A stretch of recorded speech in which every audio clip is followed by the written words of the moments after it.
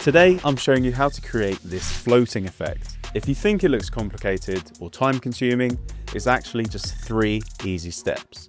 How to film it, how to change the background, and how to animate it. Let's get into it. Step 1 is filming. Put your camera on a tripod and don't move it until you're completely finished. Get your model to stand in position, balance on one leg and lean back. But keep their arms and legs clear so you can separate them later in After Effects. Once you've got that shot, ask them to step out without touching the tripod and record the same frame empty. That's your clean plate, and make sure your settings don't change between the 2 shots so the lighting and exposure match. What we want to do is find the position of the model which most looks like they're falling, right? So then what I'll do is just export that and save it. And you obviously do the same with the clean plate as well. So you've got these 2 images that you can move over to Photoshop. So we're actually going to be using the Photoshop beta, and it's got some absolutely incredible features inside this, which haven't yet moved over to the normal Photoshop. So the very first thing you want to do in the beta is remove your model from the background. And that couldn't be easier. You see this button at the bottom that says remove background? That's literally it. You click that, within 2 seconds, get out of here, mate. That's gone.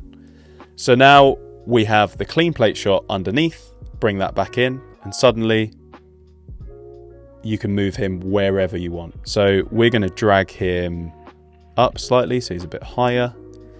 And then if you do Command T, if you're on Mac, you can then rotate him, and don't worry about it looking unrealistic, because at this, we're going to change that in a second. You need to decide whether you want to keep this background, because we're about to get hella creative here. So if you like your background, fair play.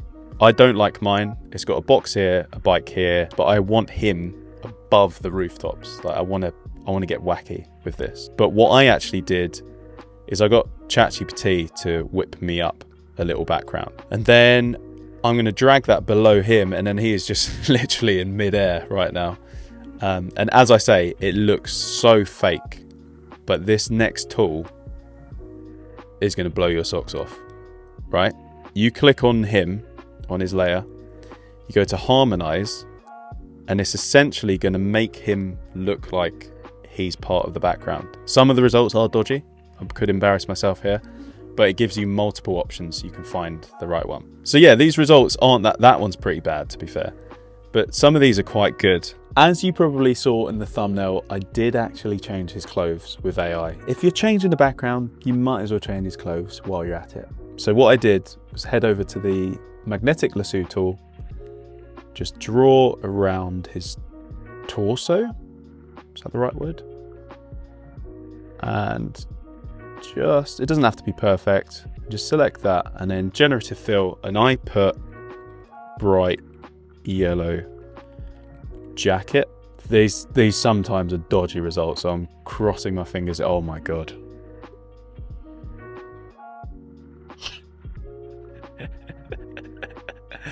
That is way too feminine.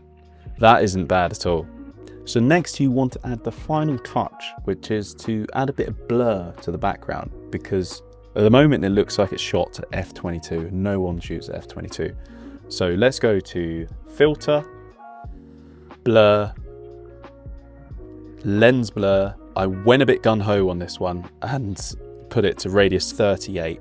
You can copy that if you want to. And you can actually grade him a bit more in here. If you're familiar with Photoshop, then you can bump up his jacket, make it more yellow, whatever you want to do with that, you can do that now. But what I'm going to do is save this as a PNG, and look at that. We're in After Effects. We've got our 2 layers exactly like we had in Photoshop, and this is where the magic happens.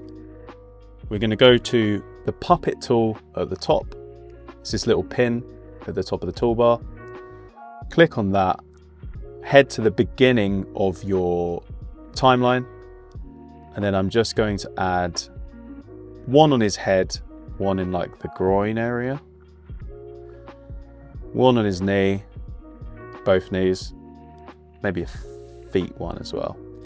And these are basically joints that you've added. So you can now move these around and animate them using keyframes. So what you can do is click on your layer down at the bottom, and then hit U on your keyboard. And then it'll bring up all of your keyframes for the pins that you've just made. So if we click on one of them, you can actually see all of them.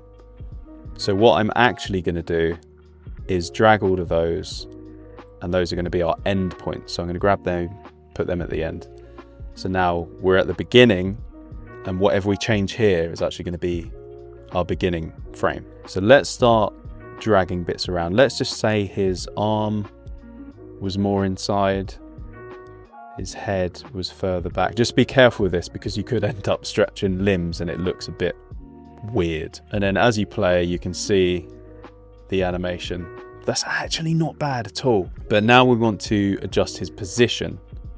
So now you want to close that up and click P on your keyboard.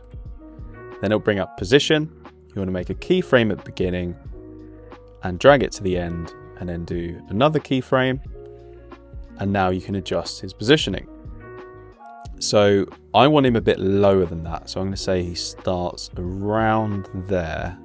And I'm just going to right click, head to keyframe, easy ease in. You don't have to do this. It just makes the keyframes slightly smoother.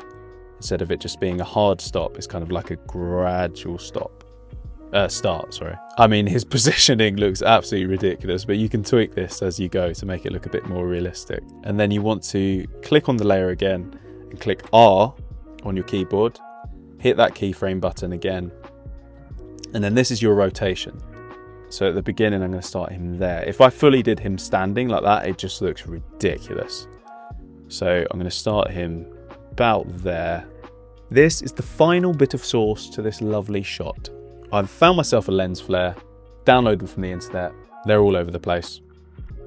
Click on it, head over to opacity and then screen, and it will immediately put it over your image. You've got this nice little lens flare that looks like the sun. It's hitting these buildings here that looks quite realistic. And the bonus is you've got a bit of noise on there, which makes it look a bit more realistic on the model as well. Looks good. Floating shot done. Honestly, this was just me experimenting, but I'm pretty pleased with how it came out.